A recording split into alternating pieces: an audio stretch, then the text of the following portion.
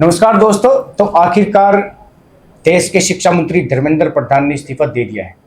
CJP की जीत हुई, छात्र आंदोलन की जीत हुई। यह पूरा आंदोलन धर्मेंद्र प्रधान का इस्तीफा किस तरह इस मोड़ पे पहुंचा कि देश के शिक्षा मंत्री को इस्तीफा देना पड़ा। इस आंदोलन से राजनीति पर क्या असर पड़ने वाला है, छात्रों के भविष्य पर क्या असर पड़ेगा, और जो देश में आंदोलन का इतिहास है उसको भविष्य में किस नज़रिए से देखा जाएगा, इस पर बातचीत करने के लिए हमारे साथ हैं हरिभूमि के संपादक हिमांशु घड़ियाल जी। पूरी बातचीत रखेंगे, समझने की कोशिश करेंगे कि भविष्य में इन आंदोलनों की रूपरेखा कैसी रहने वाली है और पॉलिटिक्स क्या रहेगी। हिमांशु जी नमस्कार जी। स्वागत है आपका।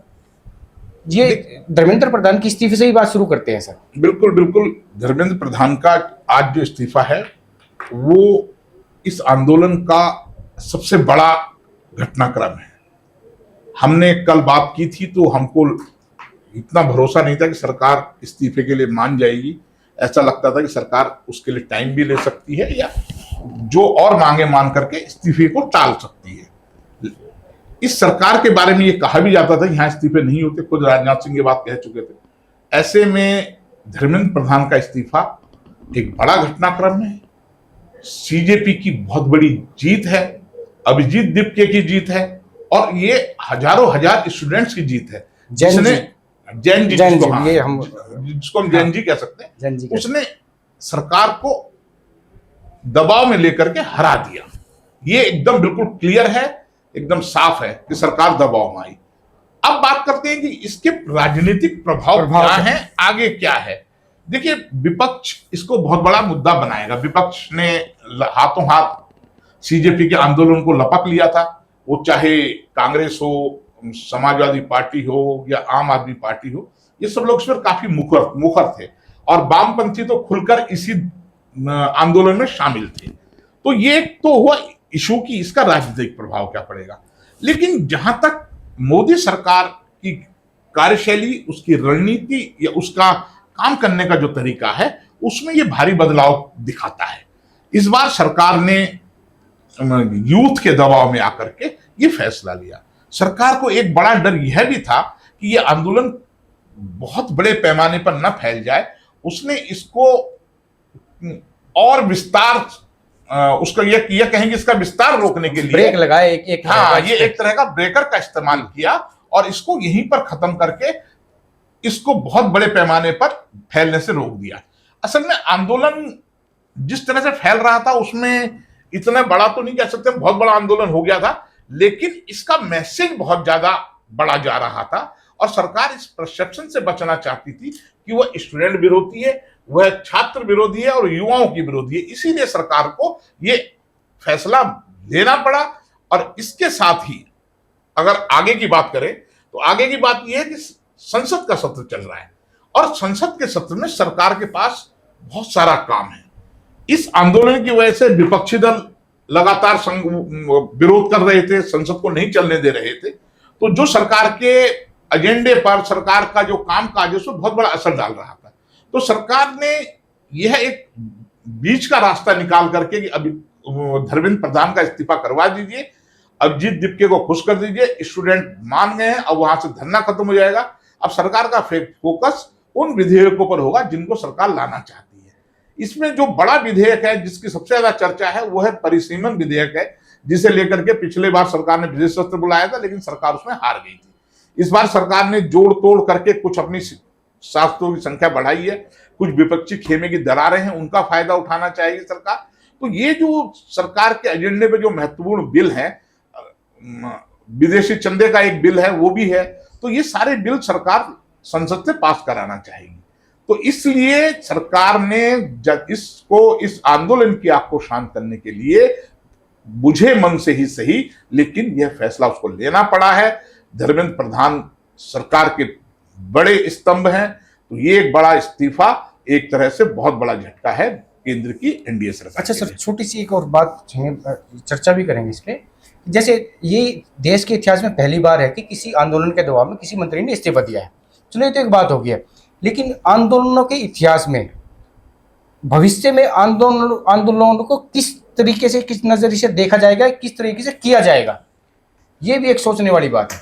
देखिए, ऐसे आंदोलन जो हुए, चाहे वो अन्ना का आंदोलन हो, उसमें भी इस्तीफे हुए, ऐसा नहीं है उस समय इस्तीफे नहीं हुए, उस समय भी हुए, और तमाम चीजें जो है क्या कहते हैं ये मानी गई उस समय कि क्या कहते हैं सरकार कुछ गलतियां कर रही है।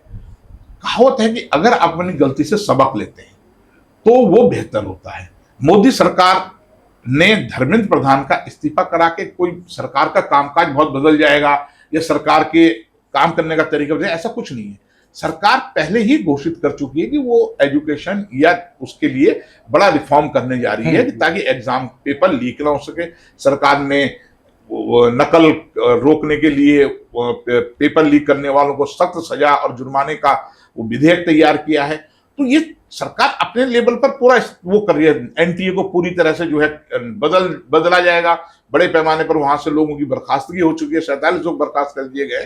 तो ये सारी चीजें हैं और आंदोलन आगे भी ऐसे चलते रहेंगे। हो सकता है और इससे अच्छे आंदोलन हो, क्योंकि हमारे देश में आंदोलन का इतिहास रहा। जब आंदोलन हुए बड़े सरकारें बदली हैं, चाहे हम जेपी आंदोलन मान लें, उसके बाद जो है क्या कहते हैं अगर हम देखें बहुत सरकार बदलने वाला आंदोलन देखें तो अन्ना आंदोलन रहा, अन्ना मूवमेंट भी बहुत वो रहा। लेकिन अब इसके बहुत सारे राजनीतिक प्रभाव तो आगे देखने को मिलेंगे, पड़ेंगे, या और आंदोलन किस रूप में होंगे, लेकिन युवा उसमें बहुत बड़ी संख्या में होंगे। युवाओं की भागीदारी अच्छी होगी, यह तय है। ये सबसे बड़ी जीत ये युवाओं की है, जैन जी की है। जैन जी की है, बहुत बड़ी जीत, सबसे बड़ी जीत मानी जा रही है। क्योंकि हमारा देश का मैं कह रहा हूँ कि हमारे देश में करीब 50% लोग जो है युवा है। अच्छा, विश्वास नहीं हो रहा था बहुत सारे लोगों की ये इस्तीफा भी आ जाएगा। हाँ, ये कहीं थोड़ा नहीं था, प्रत्याशित है, इसलिए कि बीजेपी में ऐसा हुआ नहीं है और सरकार इसके लिए बहुत जल्दी से मानती भी नहीं है। लेकिन ये पहली बार हुआ है और इसने विपक्ष के हौसलों को बुलंद कर दिया है। बल्कि राहुल गांधी ने तो कहा भी है कि बोले ये तो शुरुआत है, अभी तो सरकार को जाना है। लेकिन इसी क्रम में मैं आपको ये भी बता दूं कि अगर जिस तरह से अन्ना आंदोलन से आम आदमी पार्टी निकली, उसके बाद अब इस आंदोलन से कॉकरोच जनता पार्टी का आंदोलन से एक नई पार्टी निकलेगी अगर तो वो भी एक देखने वाली चीज होगी भाई। अभिजीत दीपके केवल अपने मतलब केवल आंदोलन करने के लिए तो आए नहीं छात्र, न वो खुद छात्र है। अच्छा, इस आंदोलन में जो बहुत बड़ी संख्या जो लोग मंच में बैठे हुए थे उनमें से कोई भी छात्र नहीं था, लेकिन वो आए। तो अगर किसी ने छात्र का मुद्दा उठाया तो फ्यूचर में छात्र या राजनीति नहीं करेगा इस बात की कोई गारंटी नहीं है, वो करेगा राजनीति। इसलिए राजनीति करनी होगी या तो अपनी पार्टी बनाएंगे या किसी पार्टी से जुड़ेंगे। यानी कि भविष्य तो बदलने वाला है राजनीतिक भविष्य में। हाँ, एक बदलाव तो आएगा, बड़ा बदलाव आएगा और वो बदलाव युवाओं से ही मुखातिब होगा। देखिए, प्रधानमंत्री नरेंद्र मोदी को 2 बार कल रात में, मतलब 2 दिनों में 2 बार उन्होंने इंस्टाग्राम पे अपने वीडियो जारी किया। उस पर बहुत बड़ा संख्या में लोग भी जुड़े, लोग फॉलोअर आए, उन्होंने फिर युवाओं का धन्यवाद किया उसके लिए। तो ये बात बहुत क्लियर है कि सरकार का भी फोकस युवाओं पर है। हाँ, इस आंदोलन का अगर कोई बड़ा फायदा स्टूडेंट्स को मिलता है, तमाम एजुकेशन सिस्टम में बदलाव होता है, जो बहुत महंगी एजुकेशन हो गई है, अगर उसमें कोई सुधार होता है, सरकार कुछ ऐसा तरीका लाती है कि स्टूडेंट्स को सस्ती शिक्षा मिल सके, ये सबसे बड़ी बात, ये बड़ी बात है। इस्तीफे से, हाँ, क्योंकि इस्तीफा तो प्रतिगम में आज प्रधान है, कल कोई दूसरे आ जाएंगे। व्यवस्था में कितना सुधार हो पाएगा, व्यवस्था अगर बदलेगी तो ही जो है क्या कहते हैं सफल माना जाएगा। आंदोलन की जीत कहें या व्यवस्था बदलेगी तो ही युवाओं की जीत होगी। बेसिकली आंदोलन की जीत को हम उसे ना इसी मान लें। हाँ, ये युवाओं की जीत होगी, परिवार जो परिवार है उनकी जीत होगी। ये जिन लोगों के बच्चे पढ़ रहे हैं, जिन लोगों के आगे एजुकेशन पढ़ रहे हैं, क्योंकि चुनौतियां हर स्तर पर हैं, बहुत बड़ी चुनौतियां हैं। इसलिए जो है ये आंदोलन तो सफल रहा है। इसने एक वो उस अगर हम उनके नजरिए से देखें, दीपके के नजरिए से, लेकिन इस आंदोलन की सच्ची जीत तो तब होगी जब एजुकेशन प्रणाली में व्यापक पैमाने पर सुधार हो और अच्छी और बढ़िया शिक्षा, सस्ती शिक्षा, सुलभ शिक्षा सबको मिल सके। ये जरूरी है। इस मुद्दे पर बातचीत करने के लिए बहुत बहुत धन्यवाद सर। धन्यवाद।